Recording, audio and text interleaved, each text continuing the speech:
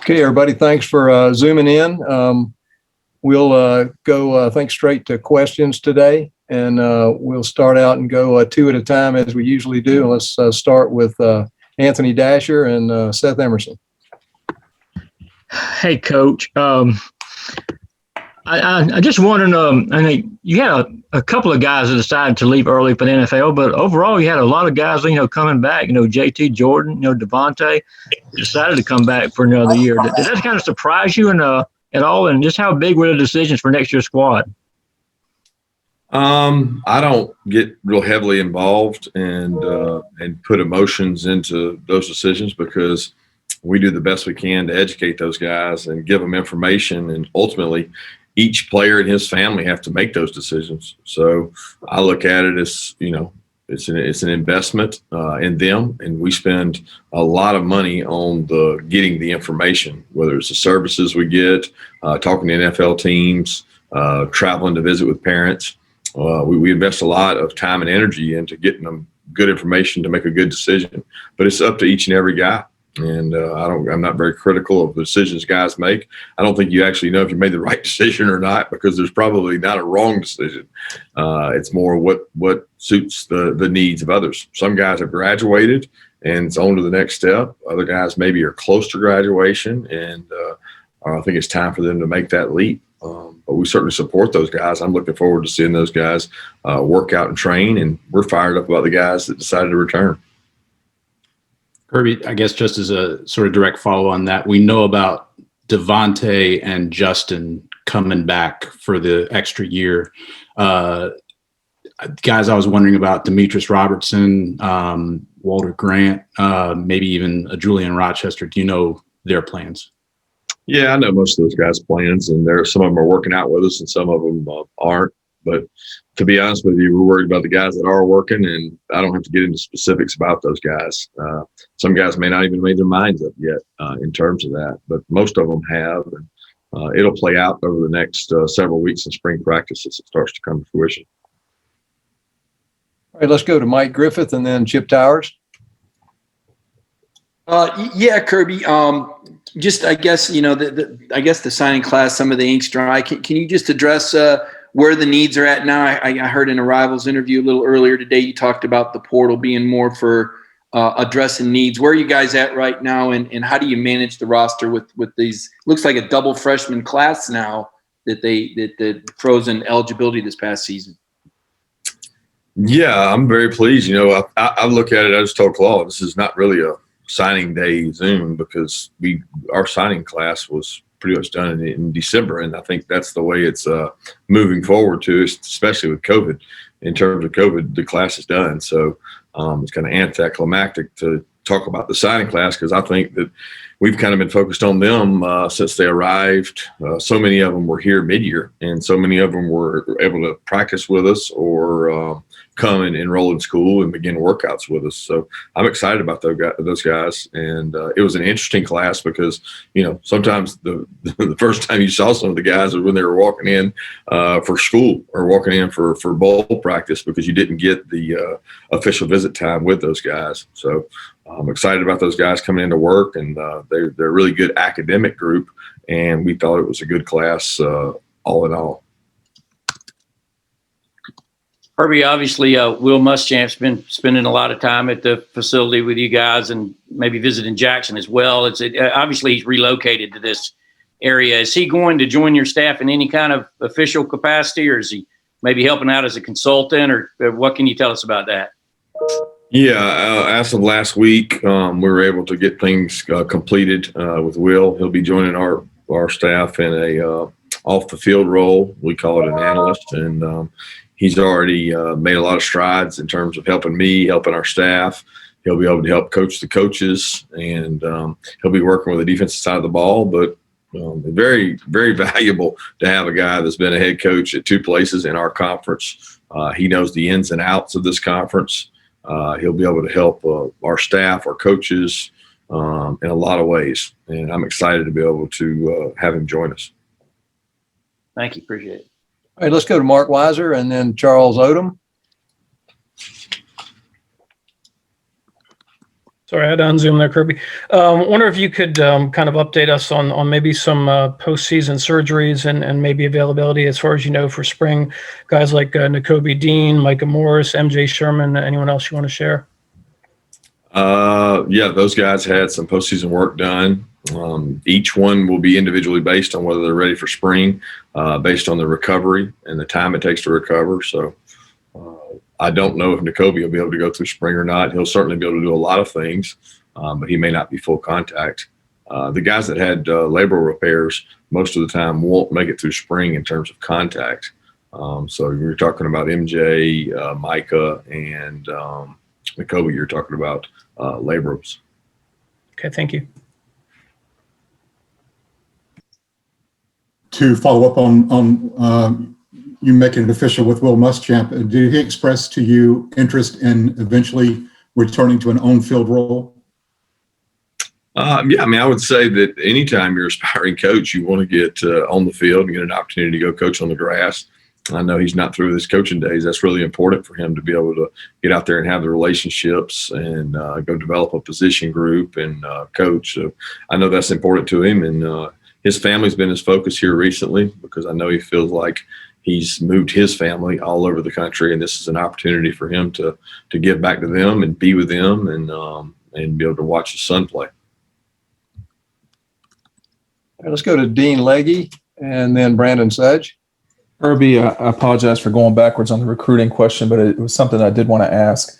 In this world of recruiting, how do you know when a young man is committed to y'all? And back in the day, it was usually phone call or you'd see stuff. Has it been different? How are y'all getting that communication from the prospects?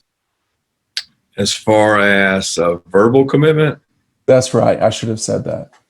It's no different than it's ever been, right? They can text you, they can call you, they can Zoom. I mean, they didn't always do it in person. As a matter of fact, most of the commitments I've ever received were not face to face. Most of the commitments I ever received occurred after a kid came and visited. You know, he wanted to go home and sleep it off and spend time with his family and check in with his coach. And whenever he felt comfortable making a verbal commitment, they did it, you know, by calling you and letting you know, or maybe letting the position coach know, and then the position coach referred them to the head coach. But that really hasn't changed. I think that's what you're asking. The matter, how they go about committing has not really changed. The entire recruiting process has changed because we don't get much, really any face-to-face interaction. Hey, Kirby, I guess I'll tie this back into the whole signing day thing, but since you guys have gotten all those early enrollees on campus, I don't know if you've been able to be around them much at all, but can you share if you've seen anything from them and what that process has been like with getting them on campus early and having as many of those guys as you did have them here already? You mean, do you want me to create an unrealistic expectation for them? Is that what you want me to do? And I mean, I've got to be around them a little bit. Yeah, I've got to see them work out and lift in the weight room. But the guys we got to see practice briefly, I think we got maybe 3 or 4. We talked about this before. Maybe 3 or 4 practices in with those guys before we had to go to Atlanta for the bowl. So, no, I'm not ready to put any stamps on anybody or any unrealistic expectations on anybody, because I know that's what a lot of people want to talk about is those guys. And for me, unrealistic expectations is the biggest avenue to failure. And I don't want to place that burden on anyone. I want these guys to grow and learn and work hard, and they'll get a chance to perform out in the spring. Let's go to Jake Rowe, and then we'll go to Zach Klein. Kirby, you guys lost some significant pieces after last season in the defensive backfield, 3 cornerbacks, a couple nickel guys, and Tyreek Stevenson transferring. Kind of what are some, like maybe some of your preliminary plans about guys that you want to see get going at that position, some of your older guys, and where does the portal maybe factor into that, recruiting out of the portal and things like that? Well, I think number one thing is secondary is a development position too, especially for us. When you look at it across the board, the number of players we've had play as freshmen have been few and far between when it comes to defensive backs. There's certainly been role players, but not many guys that just step in and go play. So it's a position we have to develop. We've got some guys we've been developing for a while that'll need to step up and play. We've also got some young players that we just signed, we just talked about, that'll have to grow quickly, and we'll get an opportunity to compete for positions. We've certainly got availability at that spot, and we've known that was coming for a long time because we had some talented players that we knew were going to have the ability to leave as juniors. So these young guys will begin to work. Some of the older guys that got to play in the bowl game more than normal, they're going to get a lot of opportunities, and we're going to try to develop these guys and get ready to play. I mean, the best help for that secondary will be the front four, getting some pressure and being able to rush. So that'll be just as important as anything else we do. Apologies to everybody else, but I just wanted to also follow up with that. Jamal Adai, the hiring of him, how big of a factor was it that he has had experience basically dealing with so much turnover in the secondary, and what happened with him last year at West Virginia and the way he developed those cornerbacks and turned them into a really good pass defense? I mean, to be honest with you, absolutely nothing. I mean, I didn't go and study and say, I had no idea until you guys wrote that. I based the decision on the fit, the person, the man, the research, the interview. I'm not really into, how many stars did he lose? What was their, passer rating? What was their defensive pass percentages? Because that's not, to be honest, it's not relevant because you're dealing with two different conferences that didn't cross over conferences. So for us, we based the decision on the fit. And I'm excited about Jamal because I think he's very talented. I think he's got a great personality. I think he's going to make a really good recruiter. I think he's a really good teacher. And getting to visit with him and since hiring him, getting to spend a lot of time with him, I'm excited about what he can do. But as far as what he inherited or had go or came in, I'll be honest with you, I didn't have any clue. Kirby, I know you pride so much on hosting guys and showing what Athens has to offer when it comes to recruiting to other places. Have you been given any indication or hopeful that, come April, May, you'll be able to host guys on campus? And does any part of you, going back to you've been forced to handle this recruiting in a COVID world, do you feel more recharged because you weren't working 20 hours a day on the road that you had every other year leading up to this from a physical and just mental clarity standpoint? Yeah, I would say that the travel aspect has taken that part out. I mean, I enjoy going to the high schools. I enjoy going to the basketball games. I enjoy promoting our game and our sport. I don't look at that as taxing because if you're not doing that, you're doing something else. I mean, it's not like it ever stops. I've probably been more involved with my family, my kids, my players, our team here with their activities after hours than normal, because I haven't been on the road at basketball games, in-home visits, and doing all those things that you would typically do in a January time period. But as far as us getting kids back on campus, that's up to the NCAA, and they pushed it back several times, and we'll find out shortly here if they push this date back that we currently have. But I'm looking forward to getting guys back because I want to find out more about them as men when they come to campus, get to know their family, have them get around our players so that you can feel comfortable about the guys you're bringing in. Let's go to Augusta Stone with the red and black, and then we'll go to David Pascal. Hey, Kirby, you mentioned this a bit earlier, but I kind of want to know if you can say who were some of the people that you hadn't met before they enrolled on campus, went to classes, and what have you heard that helped them, kind of get them here without that in-person interaction during the process? Well, I met them all by Zoom, obviously. Yes. I mean in person. Yeah, in person, a lot of them. We weren't able to get to see all these guys. I mean, looking down the list, they didn't get to come to games this year, so we didn't get to sit down and visit with several of them. But we're excited about them, and it's just different because the official visit, you feel like you get to know their families, so many things about them. We didn't get to do that. Now, as far as time on the phone and time on Zoom's a lot. What was the second part of your question? The adjustment to them coming? Well, what do you think made them come? When you don't get to get that atmosphere, what convinced them, do you think? Well, I think those same selling pieces. Number one, wonderful education, and we've got a really stellar class in terms of academics. So this class bought into the fact that they're going to one of the top 20 public institutions in the country. So that was a key ingredient. The fact that we've got an opportunity to be successful. I mean, they see the support. They see what our program's been able to do from a facility standpoint.